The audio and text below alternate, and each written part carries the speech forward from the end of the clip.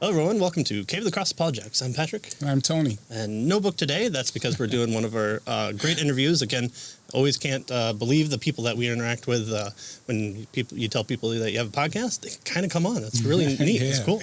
And today we welcome someone who you might have interacted with when you had one of those questions in your mind, which was like, well, what is baptismal regeneration? Or what does it mean to be all things to all people? Or where was Jesus for the 3 days in between his death and resurrection? Or why did God allow Sodom to have so many wives and concubines? Or, of course, I'm sure none of us have ever looked up end time stuff. So, things like, what is the rapture? Will there be one?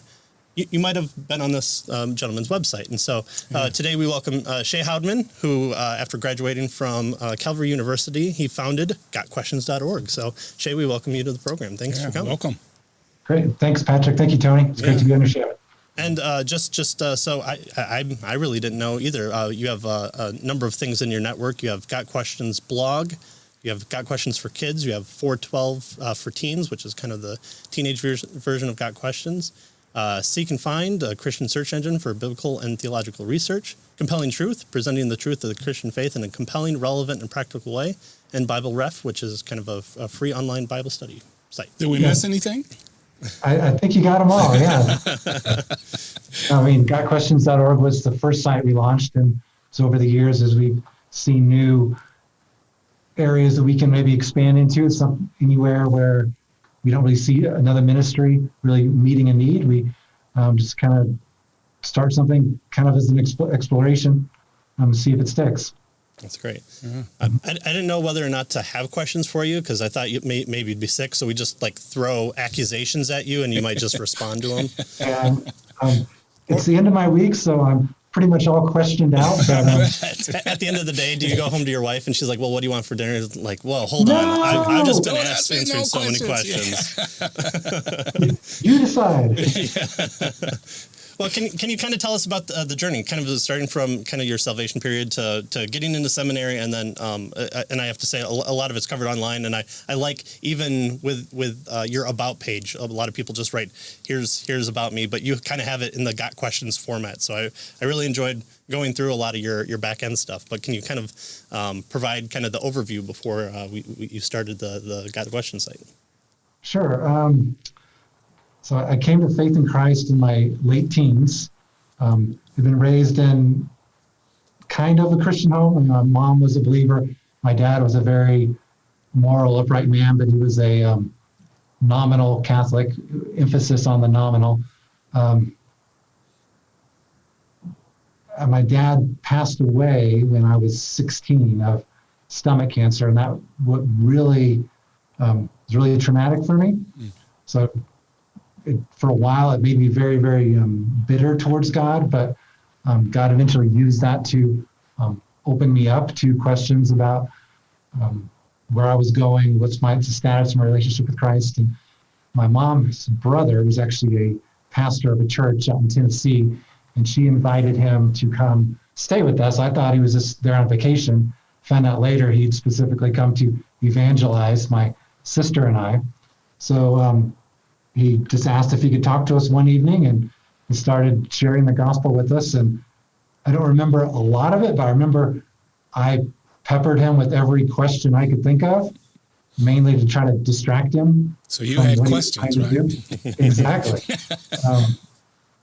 But he just very patiently and carefully answered all the questions I had. And because he did that, I was more willing to listen to what he had to say.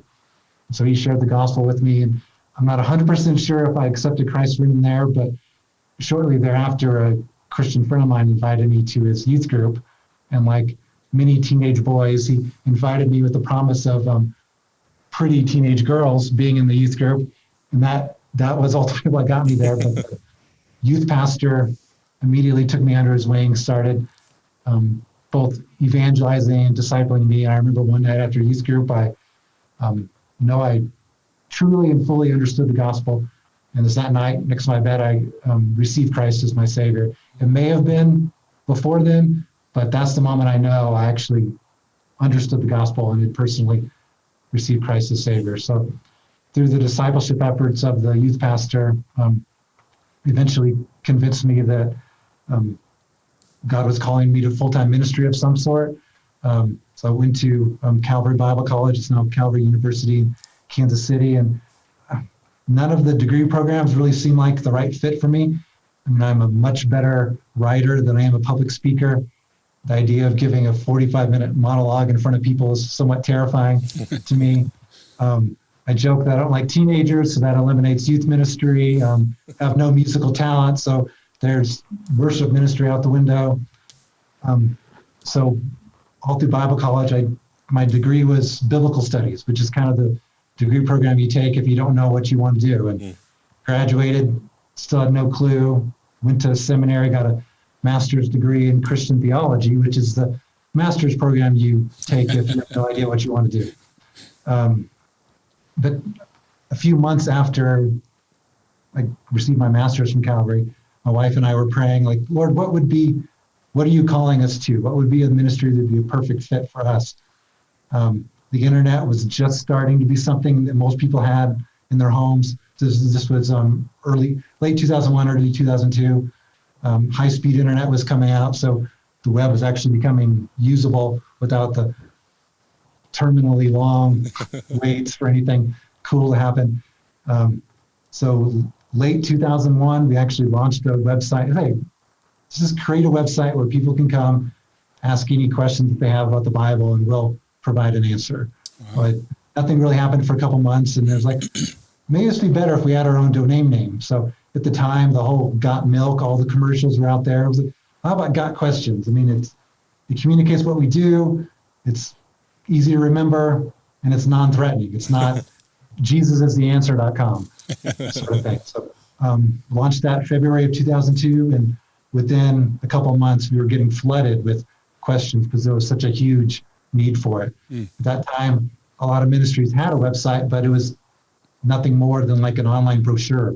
Basically, you couldn't actually do anything on their website. So the fact that we were, come ask us any question you have, really attracted a lot of people. And so we started talking to people we went to Bible college with, pastors we knew. Hey, here's what we're doing. Would you like to help? So started building up a team of volunteers to help us answer all the questions.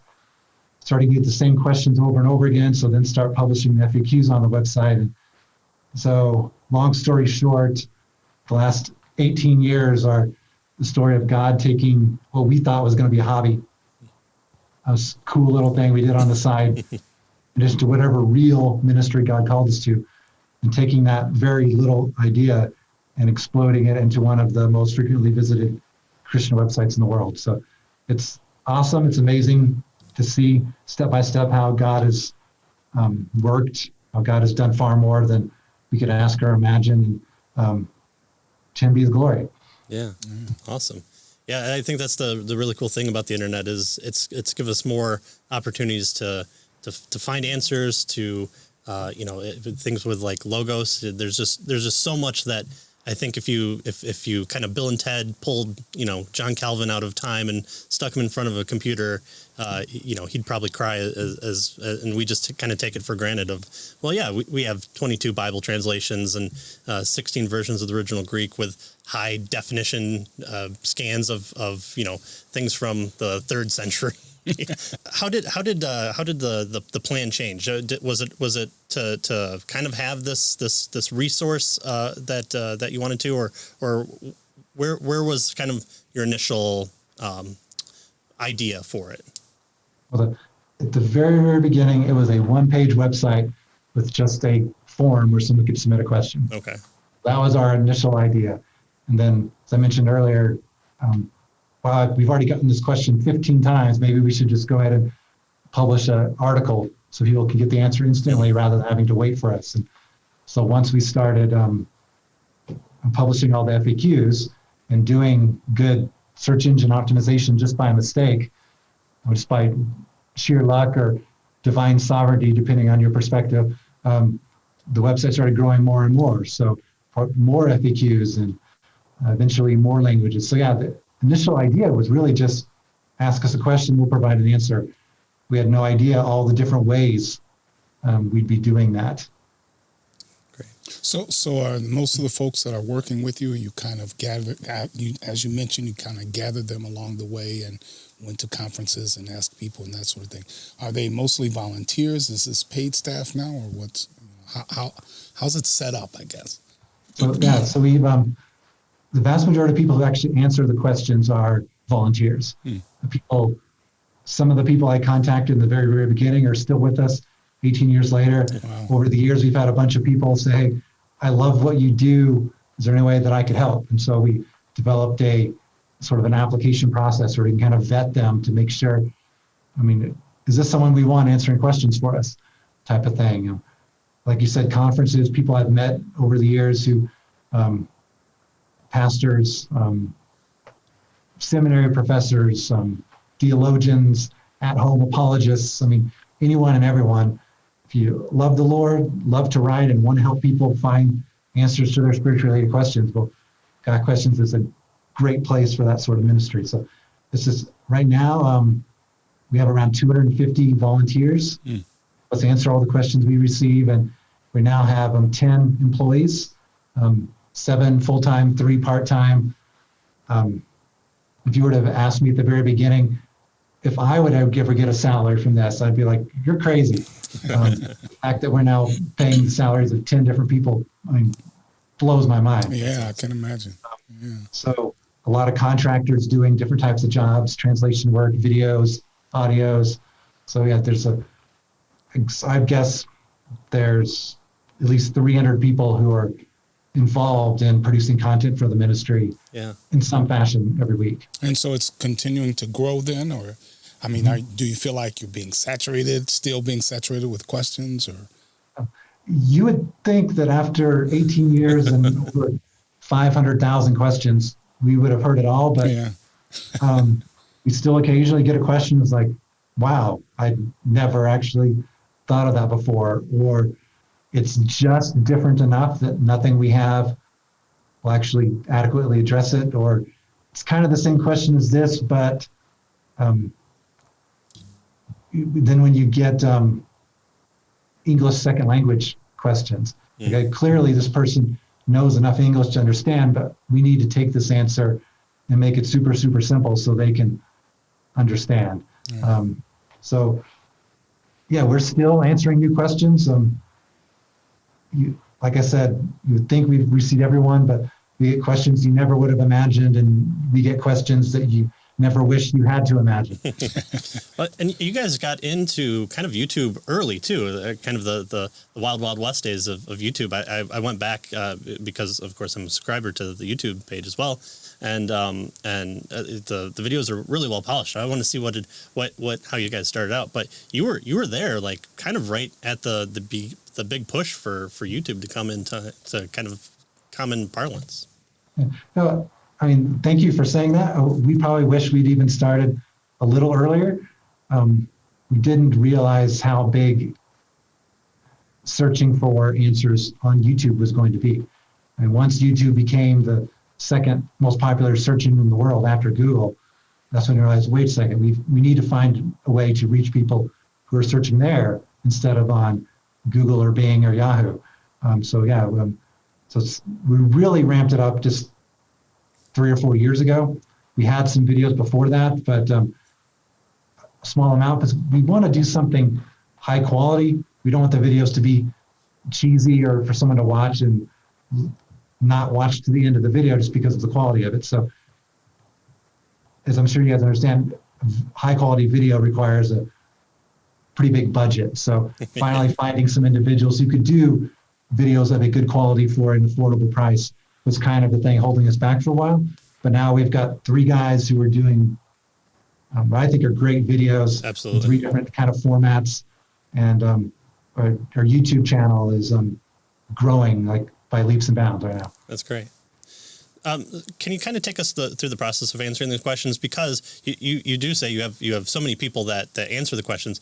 I would think it'd be hard for all the different kind of disagreements that we might have. I joked kind of about the end times of where you stand, and there's not disagreement per se. There are some times where you bring in opposing views and say, there's certain people that have this view, and I don't want to pigeonhole you into whatever where you stand on Calvinism and Arminianism or what have you. But can you kind of take us through how you kind of vet people to have that cohesiveness in your site? Sure, that's a great question. So when someone applies to be a writer, they have to indicate that they're in agreement with our statement of faith. Our statement of faith, it doesn't cover every possible issue, but it's extensive enough that if someone has some concerns, we can address that ahead of time. Then we ask them to share their testimony with us, and then also answer a test question. We usually pick something fairly difficult, but we really want to gauge both the writing ability, their theological depth, and their ability to combine those to actually answer a question in a quality way. So a vast majority of volunteers are turned away. But then if they're approved, especially in the very beginning, their answers are reviewed very closely by a member of our editing team. So for example, we're non-charismatic. So we're not anti-charismatic, but we're non-charismatic. We have several charismatics who write for us, but they can go through the process, and if they understand, we're not going to assign you any questions about the miraculous gifts of the Holy Spirit. In every other area, they're in full agreement with us, so we don't see a reason why they couldn't answer questions about the end times or Calvinism or daily Christian living if they just happen to disagree with us on a non-essential issue. Same thing with end times related stuff and other non-essentials of the faith. The vast majority of our writers are in agreement with us on all of the key points, but we can't have writers who can only answer questions about Calvinism as if that's the only area they agree, because that's too limiting. But if they only disagree with us on the side issues, the non-essentials, we're more than happy to allow them to serve with us as long as they understand we can't let you answer questions in this area because that's where we disagree. I think that's amazing that you're a test model for showing that about 300 people of like-minded people who agree on the essentials can disagree in certain areas but still serve the body of Christ. That's awesome. It's not always gone perfectly, as you can imagine. Yeah. But generally speaking, people understand, and some of our very best writers are ones that don't agree with us on a certain issue, but they contribute to the ministry in amazing ways. That's great. Yeah. So what kinds of trends have you seen over the years in terms of questions that you're getting and that sort of thing? Are they, how would you characterize that? There's the seasonal trends. I mean, you can guess what our questions are in December and whatever month Easter has to be in. Mm-hmm. We can predict like clockwork when the Christmas questions start coming in, when the Lent and Easter questions will start coming in. Then whenever something big happens in the world, natural disasters are huge drivers of questions.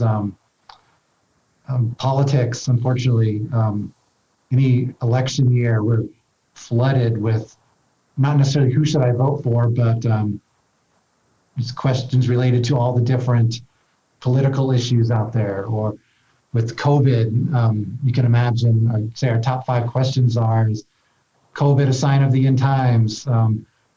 Is wearing a mask a sign of fear? Should churches disobey the government when the government tells them to shut down? How do I deal with a loved one who refuses to abide by any of the restrictions? So a lot of these questions, never thought in a million years we'd be having so many people asking us about wearing masks. And yet that's been the story really of the last several months. Yeah. People fighting about masks. Now, do you see these trends coming before you see it in the news, or do you kind of see it in parallel, or maybe even after? Like, can you predict the lotto numbers with them? Exactly. Sometimes we'll see a question popping up again and again and again, but not have any clue where it's coming from. Mm-hmm. Like a recent example, we kept getting questions on, is it true that all the Bible references to homosexuality are actually referring to pedophilia? It's like, we've never been asked this question before. Where are all these coming from? And then discover later that I think the United Methodist Church came out with an article where someone was making this claim. So that's where they're coming from. So then we try to address it. But usually it's something big happens in the news and we're like, well, I know what the questions are going to be for the next couple of weeks. So you're like, Peter, Paul, David, get ready. Here comes your questions on woke Christianity. Exactly. And they flex their fingers and get their typewriters out. Yeah. So I kind of want to ask this. Do you get your kind of a choice pick of questions that you bogart? You see them come in, and you're like, oh, this is my wheelhouse, or are you the one that shifts them to different people's desks? And in the beginning, like for the first decade, really, I was the one doing all of the assigning of the questions to the writing team and editing the responses. And so back then I would definitely pick out the ones that I wanted to answer. It's like, ooh, like that's a good one. I want that one. Now I really only do it like one day a week. We've divided the rest amongst the other employees. But they all know questions that, like you said, are kind of in my wheelhouse, or stuff that I'm really interested in, or they know I'm studying it or thinking about it. Yeah, it's fun being the boss sometimes when you can think, okay, you answer that one, I'm answering this one. Yeah. So you don't have to email your own site, ask the question under a pen name. I can neither confirm nor deny that I've ever done that. All right. I mean, this one came in. I guess I'll take this one. That's fine. Before we get to our Patreon questions here, of course, we're an apologetic a group that reads books and in hopes to kind of distill maybe hard topics for people who haven't gotten into apologetics or philosophy and might be scared of some of the subject material. And so we kind of see where apologetics is going or heading, or the big topics. And so, I mean, that's essentially what you're doing. You're actively engaging in, what we're called to do, which is to provide an answer for the hope that is in us. And so, what do you see as kind of the state of Christian apologetics? And I know that that's kind of a broad topic, so if you just want to talk about kind of an American experience, but obviously being on the World Wide Web, you get the whole wide world, so that probably helps. But can you kind of speak to where we're at, where you think we're at, and maybe where we're going from here? So, yeah, got questions. I mean, First Period 315, always be ready to give an answer. So apologetics is a big part of what we do, but we're not just apologetics. So many more of our questions are discipleship, daily Christian living. But no, we have a lot of articles on apologetics, and we still get a lot of questions. A recent trend, which to me is sad, is how poorly informed a lot of the questions are. It's like people who would come and who've been taught their whole lives that there's not a single reasonable argument for the existence of God. Like, I've never heard anyone make a reasonably good case for God's existence, or I've never heard that Jesus is God. Those type of things, like cores of the Christian faith that people are utterly unfamiliar with. That seems to be getting worse. Part as our society gets more and more secular, people have less exposure to the core doctrines and the core issues of apologetics. There's more of what I mentioned earlier was more like the ignorance, I guess, of Christian faith, but then also the hostility towards it. And it's even in the last few years, I've noticed more and more of the Richard Dawkins type, who they're not just atheists, but they actively hate the Christian faith and what it stands for. Yeah, anti-theists, yeah.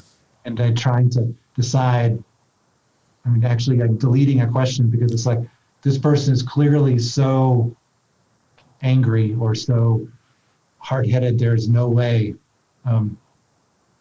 they'd even be willing to listen to anything we have to say. So not casting your pearls before swine. We very rarely do that, but it's becoming more common, and it's a sad state of affairs to we'll see how the Christian faith can be so misrepresented or misunderstood to drive people to be so openly and aggressively hostile to it. Yeah, I think too that kind of speaks to, we all have what I like to term kind of bumper sticker theology, and that goes for the other side as well. It's these kind of, you know, arguments aren't facts, or arguments aren't evidence, and that's just touted, and it's like, oh well, you know, this person said it, so I'm gonna say it, and we're gonna say it together as a group, and we're gonna keep saying it until we finally believe. We keep getting sick of it, and I think that happens on the Christian side as well. And so it's just I think sad is the correct form, because you have the people that think that they're informed by listening to a famous person, and they just regurgitate, and they don't ever take it in, and they don't ever examine it or want to examine it either, because they have their set views, and obviously we do too, but hopefully we're open to examining it. So what, and this is a question from one of our patrons, what is the weirdest question you think that you've ever had to address? So we have a wall in our office where the giant whiteboard where we write all of the weird and funny questions, and as more and more people are using the site using their smartphones, we're getting a lot more of the autocorrect fails, and that so hilarious. Some of the questions we get. Let's see here. Let's give you the last three. Okay. See, do I need to give a concussion to a priest instead of a confession? What happens to our souls when we die, with souls spelled as in like your shoe? And then why did the Jews hate Samaritans? Samaritans. Yeah. So that's just a recent three. But the funniest, weirdest question of all time, I still say, is I'll give you the summary of it, but the gist of it was, is it wrong for us to take homeless people bowling and then gamble on which one of them will win? And the longer version of it was group of teenage guys or young guys, there's no girl would ever think of something this. Of course not. Or picking up homeless people, taking them bowling, even like buying them a meal and paying for them bowling, but having no idea which homeless person was a better bowler, was just gambling at random on which one was going to win. Wow. And so that's weird. It's like, I can't even believe this is actually happening, but where do I begin in telling you all the things that are wrong with what you're doing? I saw the question on your website yesterday when I was prepared for the interview, and I was just, tears were streaming down my face. I had to stop eating with my wife, and I was telling her. I also like the one about, did Mary have a cat? That seems just so random, and I'm glad you found kind of where that question was coming from. But I mean, you know, was Jesus a dog owner? Which did he prefer? No, that's the funny questions are. I thank God for them, because sometimes you get a really heavy day, can sometimes even be a little depressing reading some of the questions that are coming in. But then we get a really funny one that just makes us all laugh, and we text it to each other. The whole team are all laughing together. Gives you that little, okay, I'm in it for another day type of energy. I think you'd probably get a lot of retweets if you took a photo of your whiteboard there. I enjoyed the one, why does God hate satin? I can just imagine him like shaking his fist and cursing. You stay over there. Yeah, so one question, one website you did mention earlier, because we don't promote it a lot. We have a newer site called notquestions.com. And what we do on that site is actually take the typos and the autocorrect fails and answer them as they're asked, rather than fixing them. Wow. And so it's more like a little social media ministry, but each one of those articles then links to the real question where it's answered on the site. So a lot of people are getting a kick out of that. So. Nice. That's great. And then also from Lauren, from our good friend Lauren from our Tulips and Honey podcast, she asked, what is kind of some of the most questions that you're asked? What tends to be year after year, or the most visited questions that you get? Sure. So on the homepage, there's links to like our top 20 all-time questions, and then we have a top 20 monthly as well. Still, the question most common is the issue of, can women be pastors? It's you think with already probably a dozen articles that deal with various aspects of the issue, that people would find the answer rather than submitting it to us, but we still get it a lot. But really, if you look at our top 20, they're all controversial issues. They're issues that there's a lot of disagreement in the Christian faith. So the eternal security, can a Christian lose salvation question, homosexuality. So any question that's controversial, not necessarily in the church, but in society, are always big. Should a Christian get a tattoo? What does the Bible say about suicide? Do pets go to heaven? Is on there. So the verse that says, then 2 Peter, I think, no temptations taking you except as common to man. That's true for questions. Get a lot of the same questions that everyone in the world has, and even we have the ability to answer questions in, I think, a dozen other languages. We have teams in those languages as well. And so I'll ask them, so what are the most frequent questions you get? And they send me their top 20, and 15 of them will match the ones in English. Wow. Yeah. The common human experience right there. Yep. So if someone's wanting to ask a question to gotquestions.org, other than putting in the search first and making sure your question's not answered there, what is the process? How best can they help you to help them get their question answered? Sure. So, the vast majority of people now find an answer on the website. We've got close to 7,100 frequently asked questions on the website now. So vast majority of questions have an answer already. But if you search the site and don't find it, you can submit a question. There's a link to it on every page, or you can just email us at questions@gotquestions.org. And that's another way to submit a question to us. And either way works just as easy. Got some great programmers and developers behind the scenes who streamline the process for us. So we're, anywhere or any way people are asking questions, we want to be there. How's the turnaround time for questions? Our average is 24 hours. No kidding. Wow. So some of that is questions we can answer in a few hours, and then other ones, if it gets assigned to a writer, they're usually given 72 hours for a response. So some of them will take 3 or 4 days to respond, but our average usually comes down to close to 24 hours.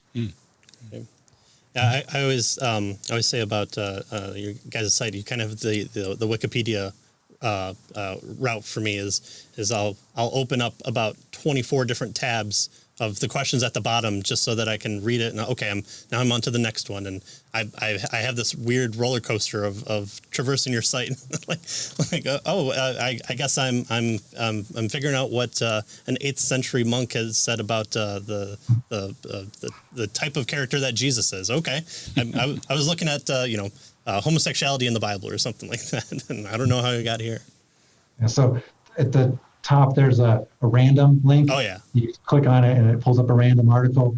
Like one day we had one individual, we can tell by the IP address, click on the random link. I think it was over 700 times. Wow. Like, wow, someone has a lot of time on their hands. That's great.